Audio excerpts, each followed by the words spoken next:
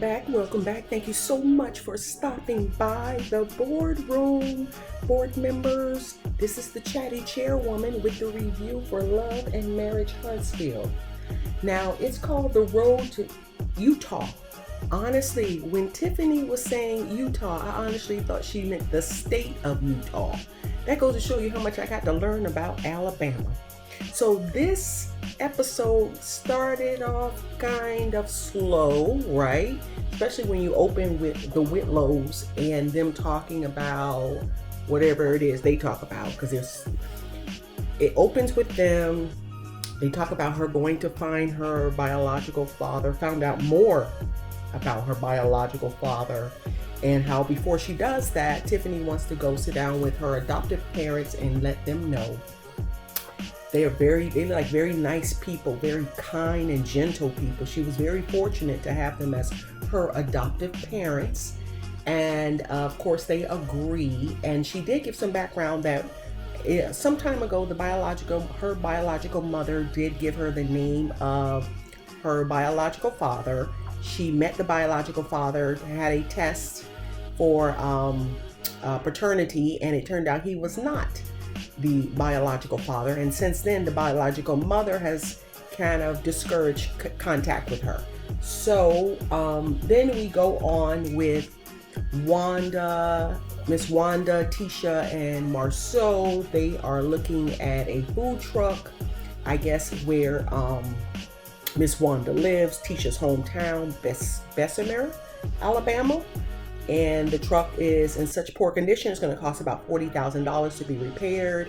Marsau looks at the hood and says, it's not worth it, because we don't even know if you invest the money to rehab it. I don't know, you use rehab with vehicles.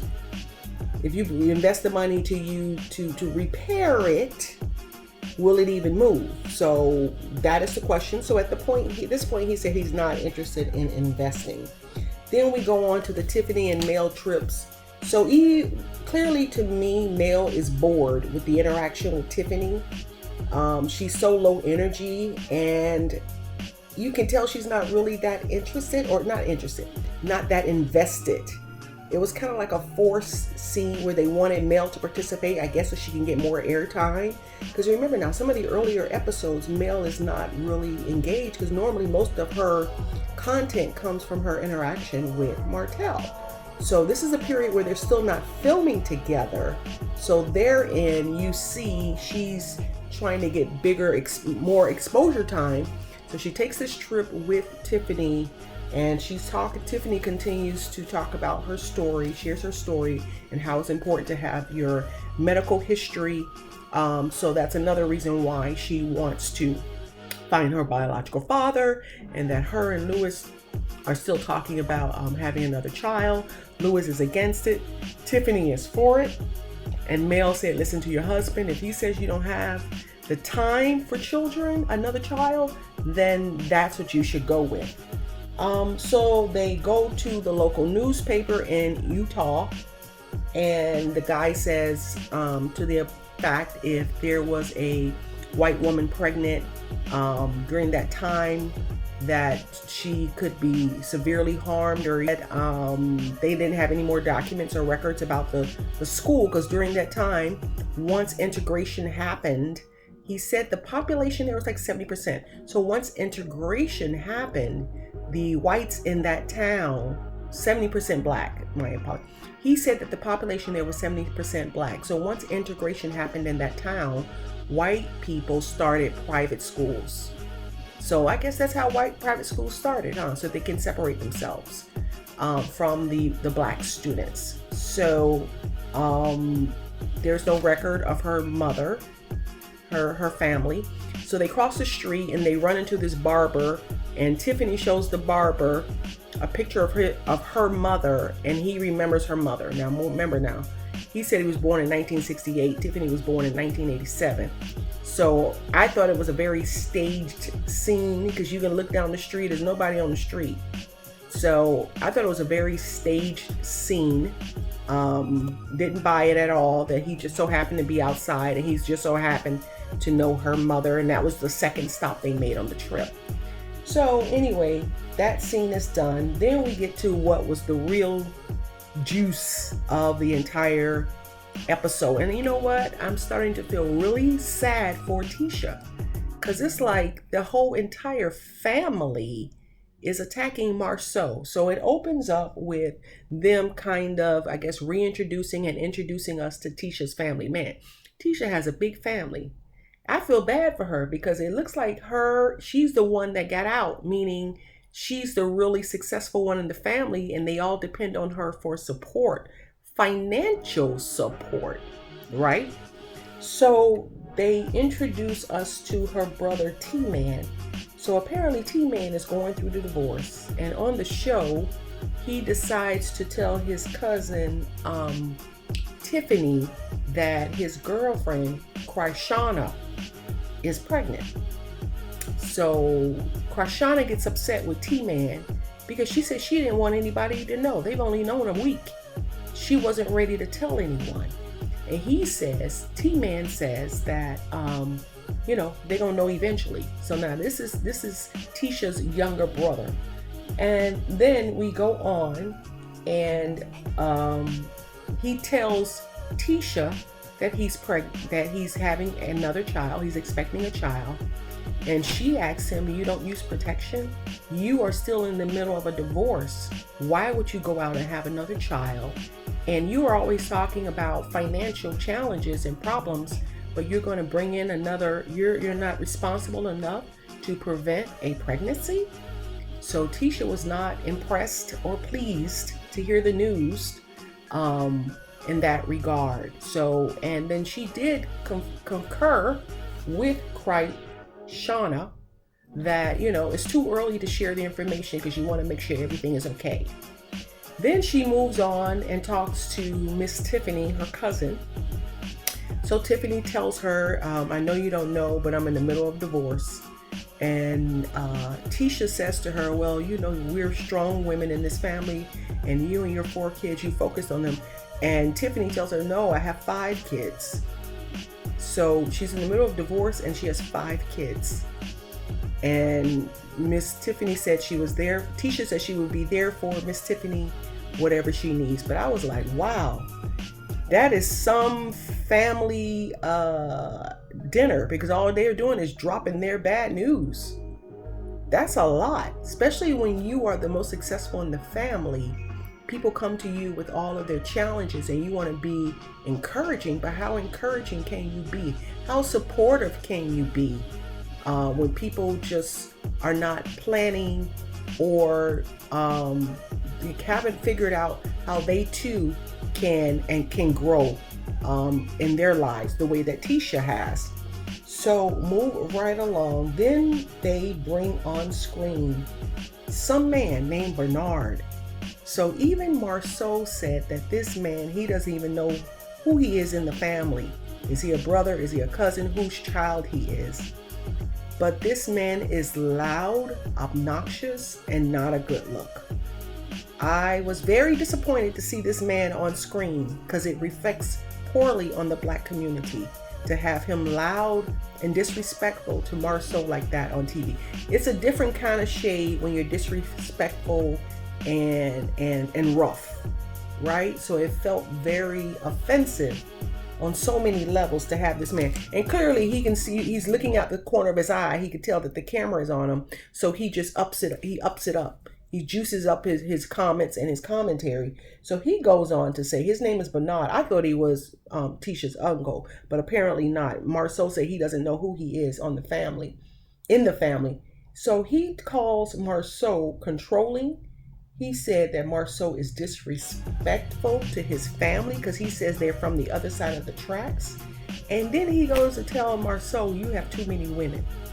So once this Bernard man says this, Tisha's brother, T-Man, comes in to reiterate. Once this Bernard man says all of this, Tisha's brother comes in and say, oh yeah, you got too many women, and I saw a picture of you in a hotel and I saw your back. I'm like, if this is family, no wonder Kiki is that way. No wonder Miss Wanda is that way. Because this is how they all are. This is all of their value system. No filter. Say what you want. Don't care who it destroys. And if I get a chance to do it on TV, ooh, that's even better. I say, wow, that's her brother throwing her husband under the bus. So Miss Wanda, they get it naturally. They get it from Miss Wanda. It runs in the family. And then, I guess during all this time at this dinner that Miss Wanda is hosting for her entire family, so that they can enjoy her food, sample her food, give them her comments on her upcoming food truck restaurant. They were waiting for Kiki to come in, because Kiki comes in, and clearly she's on a warpath. She has her agenda set, and she got her marching orders. They all sit down eating, and Kiki joins the conversation. So Tisha says to Kiki, you came up to me and you told me to watch for the Holtz. They are trying to destroy your marriage. And then Tisha says, then you turn your back on me and you team up with the Holtz to destroy my marriage. I was like, oh my God. This is about to get good, unfortunately. I'm going to say unfortunately because nobody wants to say a family destroyed.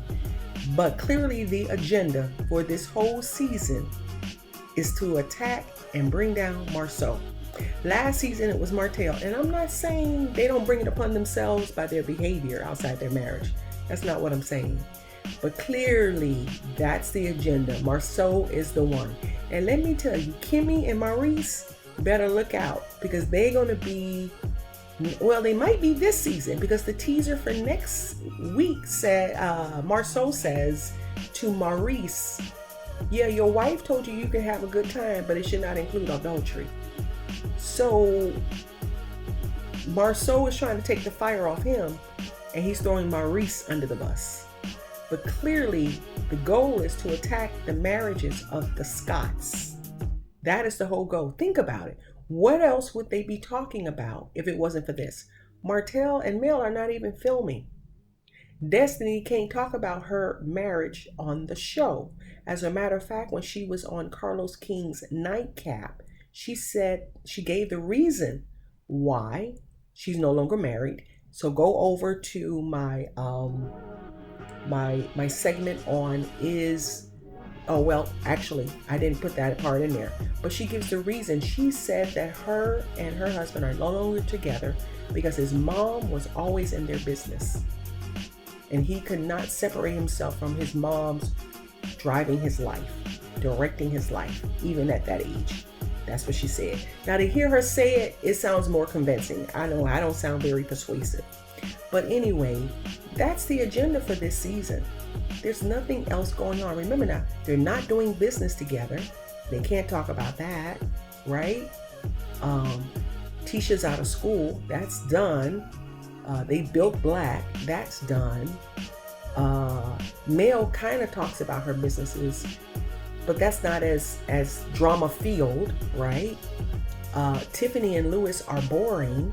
Stormy's not going to let you get into her stuff. She's going to protect her personal business. You better believe that for sure. Because her husband hasn't even spoken on camera. So you know that's not going to be a storyline. So the only people or targets they have are the Scotts. And they are coming full steam ahead to bring Tisha's whole family into a dinner. And all of them are disrespectful to the husband. Woo! Tisha better watch out. She better watch out. Sometimes you have to say, whoa, let me disconnect from all these people. First you had Wanda. Now in one scene, you have 1, 2, 3, like 4 relatives adding fuel to the fire. That ain't good. It's good TV, but that ain't good for Tisha or Marsau. But we shall see. We shall see. So now we understand why Tisha fell out with Mel. It's clear. Kiki warned her. So when Mel started to butter up to Kiki again, because remember now, Tisha said that Mel and Kiki knew each other before she and Mel knew each other. They knew of each other, or they had met before. But her and Mel actually developed a friendship. But for Kiki to come up to Tisha and warn her they're coming after your marriage, and then become the pawn that they use to try to destroy their marriage, that's dirty. That's low down. They call that's a low down dirty shame. But I guess the way, when it comes to money and being on TV, there are no boundaries and no limits. We see that every day. So we will see how this pans out. Thank you so much for stopping by. This is the Chatty Chairwoman. Don't forget to hit the like and the subscribe button and the notification button. I appreciate all of the comments. I appreciate all of the views. I especially appreciate it when you return to review the content. You make me so happy.